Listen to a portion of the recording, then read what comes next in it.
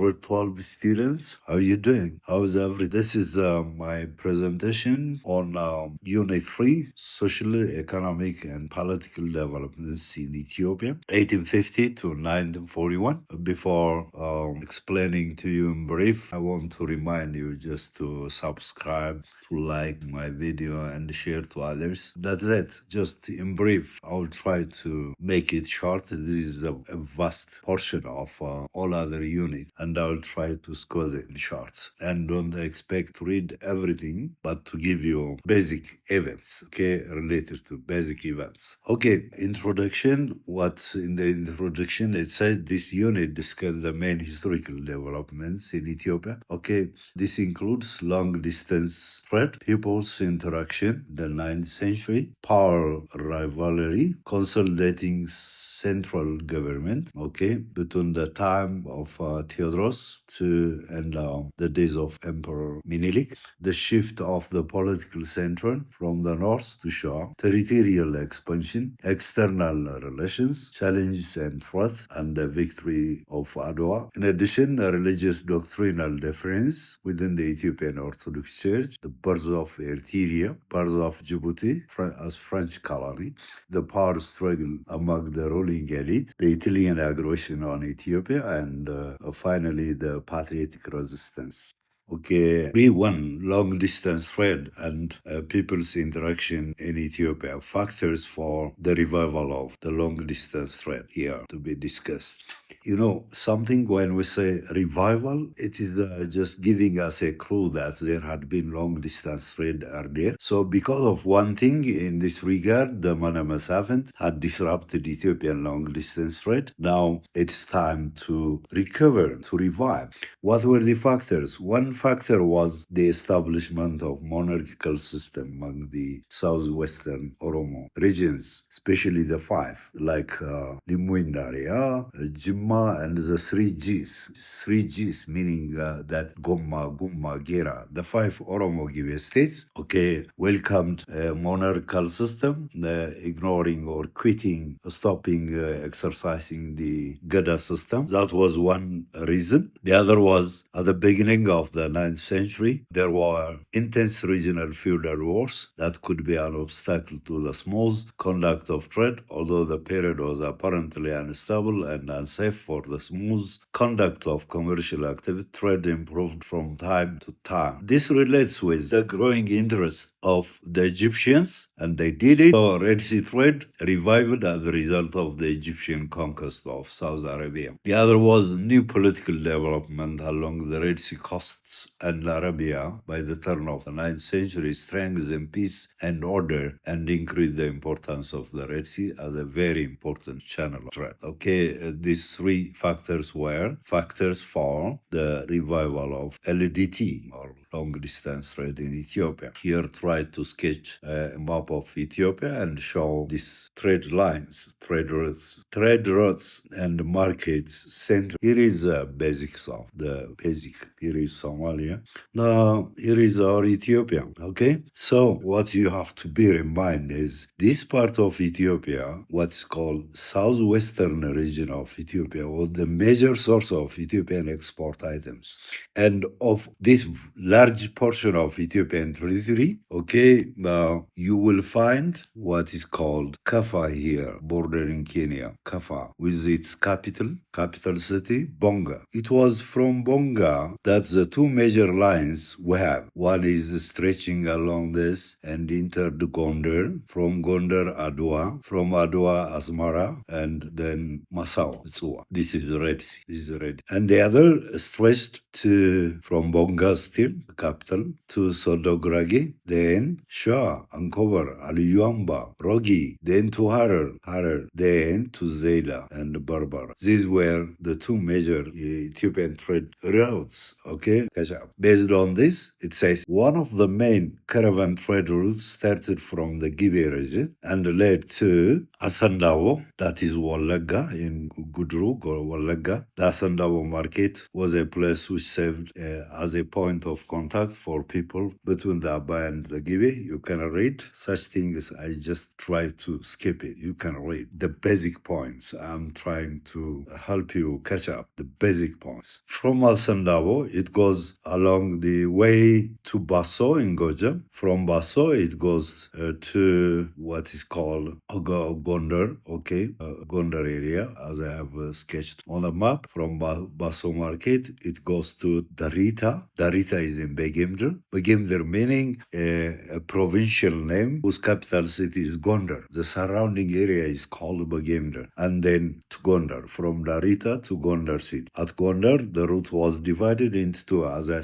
told you, one stretching to Massawa via Adwa, crossing Adwa, it enters Massawa, the other to Matam, and then to Sudan. Here, Bati and Dancharo were very important markets. Okay, here as well. From Basso, the merchants of Shah also proceeded to Angkor, meaning Shah, while Wollo merchants went to Afsa, meaning Afar, Asabi area, then to the ports of Tajura and Obok. What these two in combination are within the present-day Djibouti. Bati and Ancharo in Wollo were very important market centers. In Wollo, another major caravan route that originated from the Gibe region followed a northeastern direction to the Sodo market in the Guragi land. The Sodo market also led to Angkor, with Angkor market in Shah. I explained to you. So, from Shah, it stretched to Harar, from Harar to Zayla and Berber. This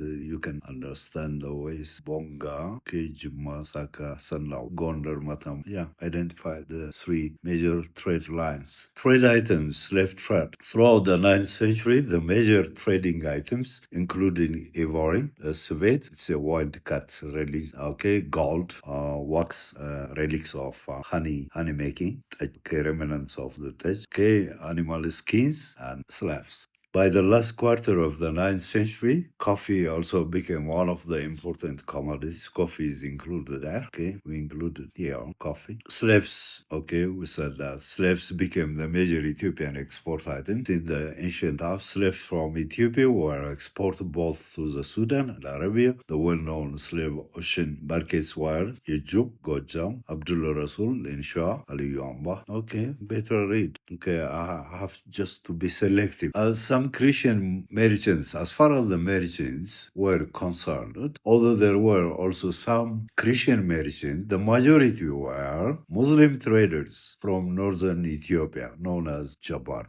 Okay, these merchants traveled. Okay, let me show you where the three major. Here we have the Jabar, northern Ethiopia, the Jabar, Gondar along Metama. Here we have the Afkal, southwestern Ethiopia. On the borders, including this area, on the borders, we have Jellabo, the Sudanese merchant. Afkalas were Muslim Oromo merchant or Oromo Muslim merchants, Afkalas in the southwest. Jabarti in the north of Ethiopia, northwestern bordering Sudan. Jalaba, the dominant people or merchants of the Sudan. Okay, that's it. You can identify. Afkalas were much more dominant in the southwest of Ethiopia. Here, for the frontier trade between Ethiopia and Kenya, as well as between Ethiopia and Somalia, we have the Safari, the dominant. Along the trade between Shah and Djibouti, Tajura or Obok, we have the Afar merchants.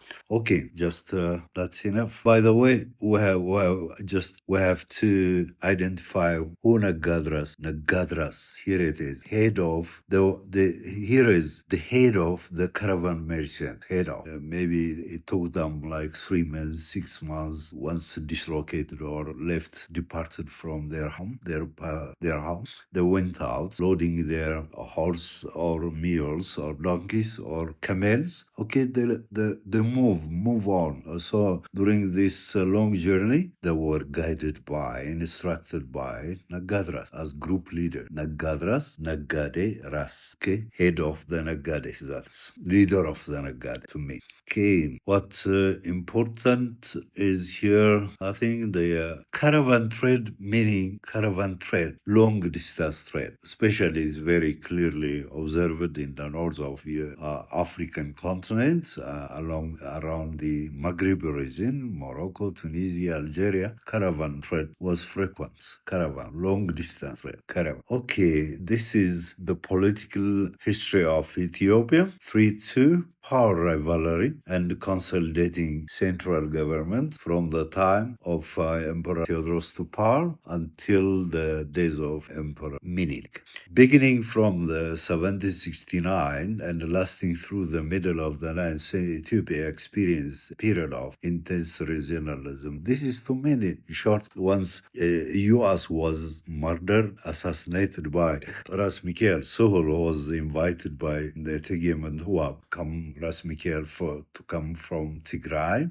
to Gondar. What her purpose was to just Ras Mikael, because he had modern army plus modern weapons, trained army. So she wished just to see Ras Mikael could bring a kind of stability, political stability, order in Gondar, because she felt that she was dominated by the Oromos. Because how Oromos during this time dominated, the case of Wabid, who was married to Yasu II. Yasu II was the son of Etegem and Hua. So, following the move from Yejun or Zorlo to Gondar of Wubi or Barshaba or Wabi, many Oromos fled, moved to Gondar, and gradually they became dominant.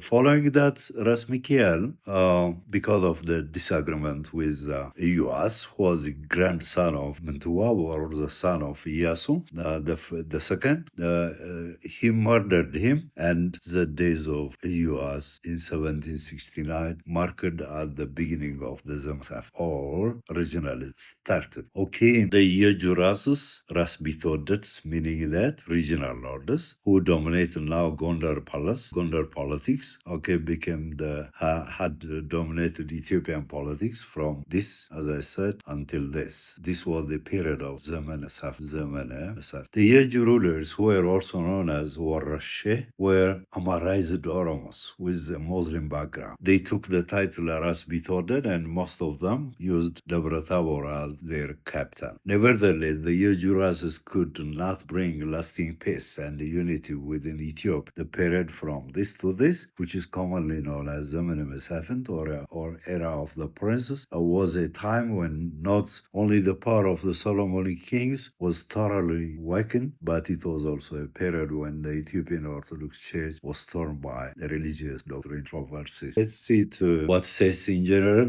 not only ending or weakening the power of the Solomonic kings, but also it brought a kind of a strong religious controversy in Gondar. What were these religious controversies, doctrinal controversies? Christianity was introduced, as you know, starting from the time of the conversion of King Izana, like around 330 AD. Christian Orthodox, the Ethiopian Orthodox Church became the dominant. Nevertheless, there were doctrinal differences within the Ethiopian Orthodox in the medieval period. From covers from 1270 on. For instance, there was a dispute within the church between the house of Westos and the house of the Klamano. The disagreement was regarding the observance of Saturday as a Sabbath, which was resolved by Emperor Zara Yaakov in 1450, and the Council of Debre Matmek, which accepted both Saturday and Sunday as holiday.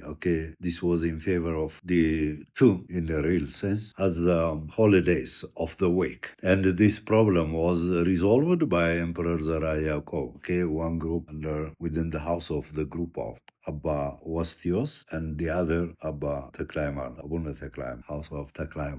It was Emperor Zara Yaakov who tried to resolve the problem at the Council of Debre Metmek, which accepted both Saturday and Sunday as holidays of the week. During the Zaman of Islam, there were controversies within the Ethiopian Orthodox Church on the birth of Christ. Okay, the Socialitet and the other group, that was Jesus had these believers, followers, three births followers, believed that Jesus had three nature, three births, while the other sect argued that Jesus Christ had only births. This was more of related to the arrival of the Catholic missionaries. The second group was also known as Kara. Okay, the second group, who let followers believe in Kara, knife, perhaps because its adherents are criticized for cutting the birth of Jesus Christ down to. Emperor Johannes IV, he was the one who finally supported the Kara. The Kabat election doctrine had a strong support in Goja. The other doctrine, Yetzega Lij, grace, was dominant first in Gondar and then in Shua. The Tohado doctrine, unit, which was supported by the Egyptian Patriarch of Ethiopia, was dominant in much of Tigray and last. As a result, such doctrinal divisions within the Ethiopian Orthodox Church had regional character. Some regions, like now Tigray, Gojam, Gondar, plus Shah, had their own doctrinal views. Thus, the doctrinal division prevented the Ethiopian Orthodox Church from playing its traditional role, that was Orthodox role, Ethiopian Tado, as a cohesive institution among the Orthodox Christian mass. As long as there were many doctrinal opinions coming into the church, dialogue, arguments, controversies began to emerge, and that disturbed the traditional Ethiopian Orthodox Church to practice. Not to practice the right way. So finally, somewhere we will learn how Emperor Johannes resolved the situation by declaring the only doctrinal principle for Ethiopian Orthodox Church to be the Tohado, or he cited the Kara. End of the era of the Prince or the Zaman Mesafint. Zaman Mesafint was characterized by frequent civil wars. One basic characteristic feature was occurrence of frequent civil wars among regional lords to obtain, to take the land of the other, because there was no strong central government. The Ethiopian peasants were the principal victims of civil war. So they were ordered by their lord masters, by their landlords, and they were forced to take part in a civil war. The peasants were forced to attend battles, against their will. They were forced to hand over their produce to the lords in their vicinity. They were forced to pay annual tribute as well, without too much. Peasants had to pay numerous taxes to numerous lords. They were also obliged to feed and take care of some soldiers that were assigned to them through the billeting system, especially mobile system during the mobility from the time of Yukon on Christian Highland Kingdom, different mobile capitals. So no permanent city, no permanent capital. Kings had used. So the area to which the king with his army moved, those peasants had to support, had to feed the king's soldiers. Because of the frequent wars, they could not conduct their agriculture. There's a Zaman Mesafint, which was totally dominated by frequent civil wars. This made peasants victims. So peasants in their absence, the absence of peasants on their land, we don't just expect agricultural activity, productivity to have occurred. In general, the impoverished peasants, the decline, the weakened peasants economically, were almost completely exhausted by the perpetual feudal warfare that characterized the period of them. These were frequent civil wars, peasants' involvement in many of the civil wars. Due to that, the decline of agricultural productivity. As a result, impoverishment of peasants. All these were basic characteristics of the Zaman Mesafint. Nevertheless, the period of the Zaman of Masafint was not simply a time of the complete anarchy and collapse of state power. It did be some period of relative peace, a little peace, some period. During the long rule of Ras Guksa, the Warashe hegemony gained a solid basis. Okay, Ras Guksa, the Yeju dynasty was founded in Gondar in 1786, ended in 1853. It was founded by Ali I, Ali Gwangor, and Guksa was his successor. The Yeju dynasty, where Ras, they grounded themselves in Gondar, the city of Gondar, but they were strong. The central authority, the monarchs were becoming nominal. These were the dominant ones in Gondar, dominant rulers who ran the government. In fact, during that period, Shah and Tigray were not fully under the Warashe hegemony, even during the tenure of Ras Guksa. You see, mark here, Shah and Tigray were out of the control of Gondarian rulers plus the Warashe hegemon.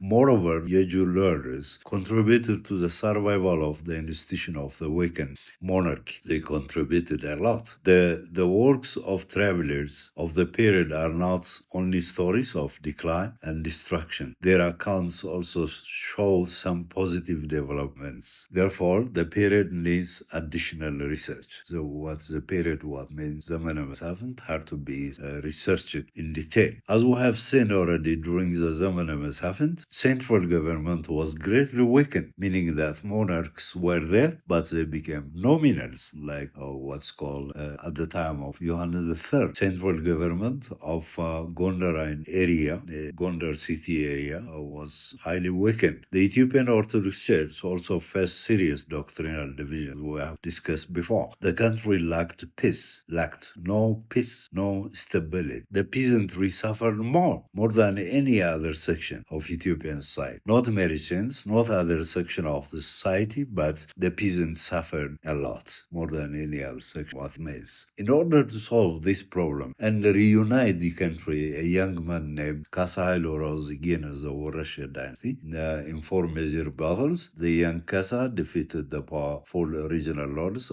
This is to mean that Kasa, the would-be emperor Theodorus II, that means, was a bandit or shifter, but once he confronted with the Egyptians at the Battle of Dabark in 1848, he totally changed his mind and became ardent nationalist, loving his people, his country. So, because he had a vision of creating one unified Ethiopian empire state, he had to fight those regional lords, and he did score victories over these powerful regional lords. One was Dejazmach Goshu Zaude of Gojam. He defeated and even killed him at the Battle of Kuramba. April 1853, the Judge Kasa defeated the vassals of Ras Ali Alula. Vassals meaning knights were closer to subordinates to Ras Ali Alula. He was the last of the Yeju ruler dynasty, including the Judge Buru Goshu and the Judge Buru Aliga. These were vassals of Ras Ali.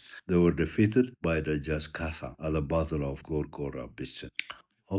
Then Kasa launched an attack against the last Yeju ruler called Ras Ali Alula, Ali II. By the way, the father of his wife, Kasa's wife, Tawbach Ali, and defeated Ali at the Battle of Ashal. That was in 1853. The Battle of Ashal was very significant as it was an end to the war. The last of the Yeju dynasty, or Warashe, came to an end with the defeat of Ras Ali Alula, or Ali I, by Kasa of Quara, or the would-be emperor Theodorus. The Battle of Ashal did not mark the end of the period of Zaman Masad, because there was still another powerful lord that was in Tigray. He was called the Jazmach Ube Haile Mariam, and he actually defeated him. Kasa defeated the Jashube at the Battle of Derske, February 855. So what followed was now Kasa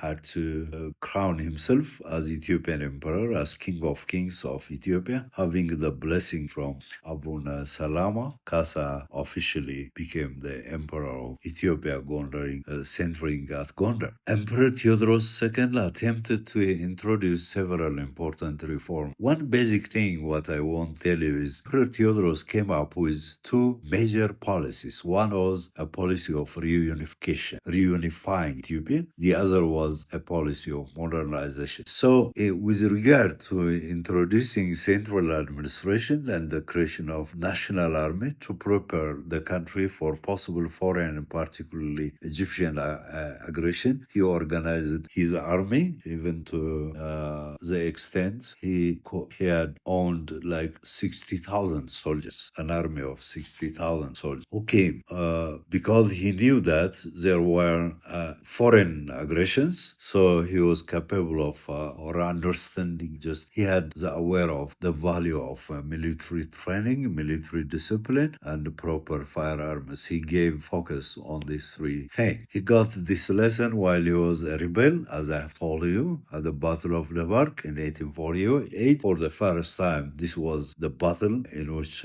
Kasa was seriously wounded, and he could understand who the Egyptians were this time on. Theodorus realized that he was routed by the Egyptian soldiers who had marked superiority over the force of Kasa, military training and the quality of weapons. By the way, it was not only Kasa, but his half-brother Kumfuailu, the contemporary ruler of the district of Kwara, also took part at the Battle of Debark, and they were possibly repulsed the Egyptians. Therefore, Theodorus introduced military reform, calling or having given a hierarchy, the military dwellers, Asralaka, corporal, Hamsalaka, sergeant, Matwalaka, lieutenant, and Shalaka, major. He also wanted his soldiers to be modern, very efficient fire. It's clear. That was the basic factor why Theodorus was interested in having modern firearms. We'll see just how he tried to produce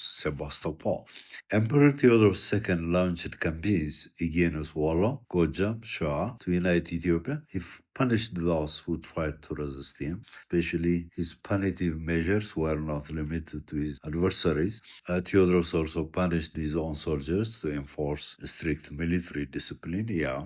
But these measures had some undesired effects, and many of his own soldiers eventually deserted him because of ruthless action he took. The relationship between Theodorus and the Ethiopian Orthodox Church, this was more related to the quarrel or the conflict between Theodorus and the clergy, especially the Patriarch Abu Salama. They were not in good situation. What brought Theodorus and the church into conflict was Theodorus' attempt to confiscate. He confiscated parts of the church land, church extra land holdings of the church to redistribute it among the landless peasants. He also declared that each church should retain land that could maintain no more than two priests. He deducted number of priests and deacons in his church in the north. That brought him in conflict with the Ethiopian Orthodox Church. As a result, Abuna Salama excommunicated Theodorus, meaning that did not give him recognition from this time on. Abuna Salama declared that Theodorus could no longer be Ethiopian emperor, which that way excommunication was a kind of rejection. In response, Theodorus imprisoned Abuna Salama in 1864, and the died in prison 7. Abuna Salama was detained because of the we have discussed before. The other reason that brought the downfall of Emperor Theodorus was the serious opposition he faced the regional lord of the various in Ethiopia who lost their regional power because of Theodorus' centralization. He appointed his own men in the regions he incorporated. Just a decade after, Theodorus had assumed the imperial throne. Most of the Ethiopian territories that were incorporated by him by force of arms had fallen under big regional lords, including Tso Gobaze of Wolkite, the other Dajash Kasamcha of Tigray, Telagor of Gojam, Wakshum Gobaze of. These were even the big Okay, regional lords who had organized themselves with a strong army, even some of them, like Menelik, having modern weapons. So Emperor Theodorus was aware of Ethiopia's backward, and made serious attempts to modernize Ethiopia. Theodorus knew that Ethiopia was at the back economically, politically, in all affairs, and made serious attempts at modernize Ethiopia, particularly because he wanted to build well-trained, disciplined, and well-armed national army. Okay, now in all this, what this statement telling us about is that Theodorus was in need of weapons, a disciplined army, well-trained army, okay? But he had no intention of funding or begging the Europeans for sending him more weapons. Rather, what he did was he wrote letters to Queen Victoria of England to send him skilled person, okay, who had the skill, the hand skill, producing weapons. Especially. Unfortunately, he was ignored. The Queen ignored him, never responded to him positively, both positively or negatively. No response at all. He felt that as she ignored him. That was a very basic factor for Theodorus to have ordered missionaries around Gondar and Dabra Tabor produce gun. To manufacture mortar in his gun foundry established that okay, Dabra Tabor. So those who were found mischievous, misbehaving to his order of producing, manufacturing mortars, Theodorus, because he had no flexibility in mind, he decided and he did it. He detained the British consul called Captain Camero and other European missionaries, I think about 11. So, although the European missionaries had no experience in arms production, Theodorus forced them to manufacture mortars, including the largest, what's called Sebastopol. The British government, in its part, tried to convince Theodorus to release European captives by sending Rassam, promising that the British were ready to send him the skilled personnel. He requested, nevertheless, Theodorus was not willing to release the hostages. He was not in positive situation. It was like to release the detained whites. Therefore, in 1867, the British government sent, okay, what it says is, following the frequent refusal of Theodorus to release the detained whites, the British government sent an army led by General Military Expedition. It was called under General Robert Napier. Okay, the number of people coming to Ethiopia was 32,000 to 40,000 men. Okay, these were, by the way, came not from London, rather from India, because that time India was British colony. Okay, crossing the waters of the Red Sea, reached to Maramalas, then to Tigray, then Napier actually made Kassan would be. In addition, the British had marked superiority, very clear. The British had superiority in military, both in military training and the quality of firearms. April 10, 1868, the British force routed the Ethiopian force led by Tarari Gabriel at the Battle of Erogi. Unable to resist the British force. In this battle, the right-hand man of Emperor Theodorus, Gabriel, lost his life. The death of Gabriel was a big blow to Theodorus. The British eventually stormed Magdala. Stormed meaning that they just attacked Magdala. General Napier demanded the conditional surrender of Theodorus, but Theodorus did so. On April 13, in 1868, Theodorus, instead of he released first, it says. First, he released the European hostages, and finally, rather than just surrendering to the British, committed suicide. He killed himself using his own private pistol. The British soldiers then routed Ethiopian treasury, including property of Theodorus himself, and they took the Prince Alamayo Theodorus. By the way, he was the son of Tror Kobe. Once Theodorus lost Tobach, okay, she died of it was a natural death. She was sick and she died. Following that, Theodorus married Tror Kobe, the daughter of Dejaj Ube of Tigray, and Alamayo Theodorus was son of the two, Tror Kobe and Theodore. And they took Alamayo plus his mother, Teget Rourke, as captives, but she lost her life while moving to just around before they reached to Massawa, the lowlands. She died of the problem created there against her life. Okay, she was sick and died. And what the British Army General Commander Napier did was he took Alamayo to land. The days of Emperor Theodorus again led to the usual power struggle among the leading regional lords. What it says is there began to, following the days of Emperor Theodorus, three contenders were observed, seen. One was Kasa Mirja of Tigray, the other Wakshum Gobaze, Gabramadin of Lasta, and the other Menelik Halamalakot of Shah. The one who took power immediately, the successor of Theodorus, became Aze Tekle Georgis, Wakshum Gobaze Gabramadin, whose throne name was Emperor Tekle Georgis.